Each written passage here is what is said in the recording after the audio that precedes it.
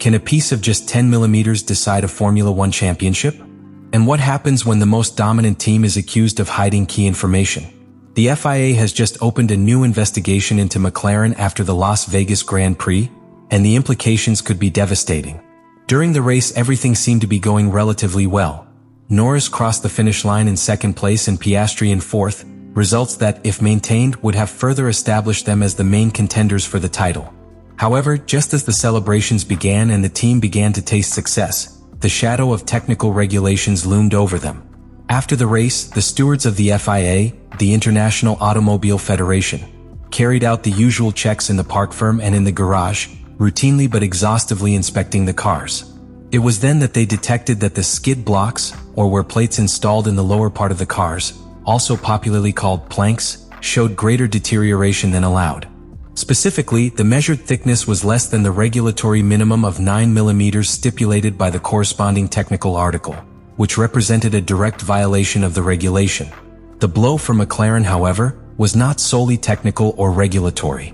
It was also strategic, psychological, and media. In a matter of hours, what was an almost perfect double result became 0 points for its two drivers, and incidentally, a turnaround in the fight for the title. The current world champion Max Verstappen went from a more comfortable disadvantaged position to being back in the middle of the fight. The disqualification of Norris and Piastri altered the championship positions and injected tension into the team, which until then had enjoyed a dominance that was now marred by the error. Furthermore, the perception that McLaren had been playing on the edge of the technical regulations, albeit with no stated intention to breach them, generated speculation and additional attention. Had they risked too much in pursuit of an advantage? Or was it simply poor technical calibration under pressure? The questions began to multiply. The technical infraction that McLaren is accused of after the 2025 Las Vegas Grand Prix revolves around the excessive wear of the plank, also called skid block, of its cars, which according to data published by the FIA did not comply with the minimum thickness defined in Technical Article 3.5.9e of the regulations. The technology used by the FIA to carry out these controls is key in this context. It is mentioned that since May 2025, a high-precision micrometer manufactured by Mitutoyo has been used, which allows a resolution of up to 0.001 millimeters. This level of accuracy means that any computer seeking to rent its configuration to the technical limit is at a much higher risk of being detected. What technical and operational factors may have contributed to the accelerated wear and tear that led to the breach? First, McLaren acknowledged internally that in Las Vegas its car had experienced an unexpected porpoising phenomenon, vertical oscillations of the chassis caused by the aerodynamic floor that led to the bottom of the car hitting the track more frequently than expected. This increased plank wear far beyond what was estimated in simulations. Second, the configuration chosen for the Strip Street circuit could have been more aggressive than usual to gain an advantage on the long Las Vegas straight. It is suggested that McLaren had reduced the car's ground clearance to the minimum feasible to maximize the effect of the diffuser and the flat ground, which inadvertently increased the probability of excessive contact with curbs or even asphalt irregularities. In that sense, one of the analyses suggests that, although normally the wear of the skate block in the MCL39 occurs more forward, in the front part of the floor, on this occasion the predominant wear was recorded in the rear part, which suggests that the aerodynamics or the rear suspension worked outside the usual margins. Third, the team's internal radio messages offer a glimpse of what the team was sensing in real time. According to published records, McLaren engineers commented phrases like, "We're just slow," and "manage pace," during the race while trying over the radio to get their drivers to reduce the aggressiveness of their driving to protect the planks. However, they did not explicitly refer to plank wear to avoid alerting rivals or revealing strategic weaknesses. This suggests that the team knew there was an emerging technical risk but may have underestimated its magnitude or regulatory consequences. Once the anomaly was detected, the FIA proceeded with a more in-depth investigation. It was not just a standard post-race measurement, but a second phase of scrutiny was opened to analyze whether McLaren incurred serious negligence or whether there was an intention to operate in an area of technical ambiguity. In other words, the FIA is not only verifying the state of the vehicle at the end of the race, but also the previous processes, ground clearance calculations, flat bottom telemetry data, and the team's internal management regarding wear monitoring during the race. The consequence is that this additional investigation has the capacity to lead to sanctions beyond the simple disqualification of the result. Fines, technical restrictions, or even point penalties for the team could be considered if it is determined that negligence was acted.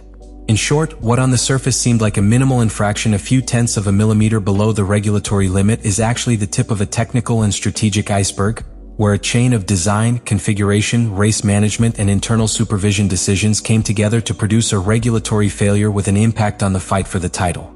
McLaren must now not only explain what happened but also why it happened, how the decisions that allowed it happened, and what will change to prevent it from happening again. The double disqualification suffered by McLaren in the 2025 Las Vegas Grand Prix changes the team's sporting panorama immediately and brutally.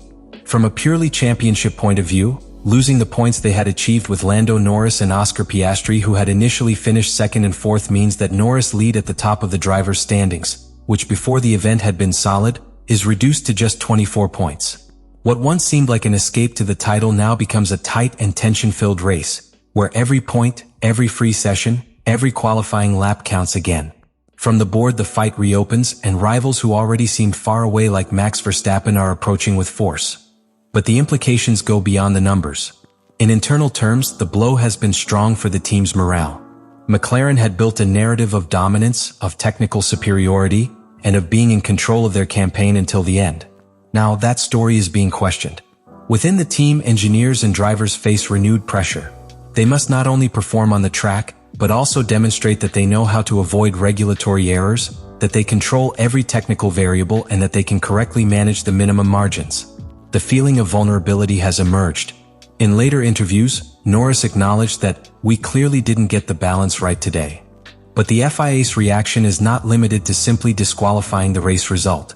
What makes this case truly intense is that the Federation has initiated an additional investigation that goes beyond the specific technical component. Open lines of inquiry include whether McLaren maintained an adequate internal flat bottom and plank monitoring system, whether telemetry was used to predict excessive wear, and whether the weekend setup decisions contained a conscious strategy of renting to the limits of the regulations. Although the FIA has indicated that it does not consider it proven that there was a deliberate intention to violate the regulations, it is evaluating the possibility that there was serious negligence on the part of the team in exposing two cars to the risk of regulatory failure. As for possible sanctions, in addition to the disqualification already applied, the range is considerable. If the investigation finds that the team consistently failed to contain wear and tear or to adequately manage the margins of the regulations, severe financial penalties, technical limitations, for example, restrictions on the use of certain setup or floor parts for future races, or even a point penalty in the constructors' standings could be imposed if the team is deemed to have improperly gained a competitive advantage. Although no penalty beyond disqualification has been publicly confirmed so far, internal FIA sources have hinted that precedent is being considered and that this case will not be closed solely with the result of the track. For McLaren, this situation means its focus must shift from pure performance to regulatory risk management. The Federation has emphasized that teams must operate not only as quickly as possible, but legally as quickly as possible, and this case sends a clear signal. A technical violation, no matter how small in magnitude, can have amplified consequences if it occurs at the decisive moment of the championship. The new FIA investigation adds a factor of uncertainty that may influence the team's behavior in the next two races and beyond, in terms of strategy, development, and public communication. The outcome of the 2025 Formula One World Championship season now enters its most critical section with the McLaren scandal as a backdrop. Until very recently, it seemed that McLaren had the driver's title assured with Lando Norris at the front, with his teammate Oscar Piastri as support, while Max Verstappen and his Red Bull Racing team watched the battle from afar. But after the double disqualification of Norris and Piastri in the Las Vegas Grand Prix, that authority has been shattered. Verstappen has closed the gap and is now only 24 points behind the leader, according to new calculations. From the driver's perspective, this final stretch becomes a test of mentality. For Norris, who was leading with authority, the pressure to keep his head is now coupled with the ghost of past mistake. For Piastri, whose campaign will also suffer the emotional toll of disqualification, the urgency is even greater. He must maximize every session, every free lap, every qualifying with no room to relax. Verstappen, for his part, is in attack mode. Every point that McLaren scores is an opportunity that he can take advantage of. This triple tension, internal to McLaren, external with Red Bull, and personal for each driver, forms a scenario in which the human variable acquires as much value as the mechanical one. Leave me in the comments what you think about all this.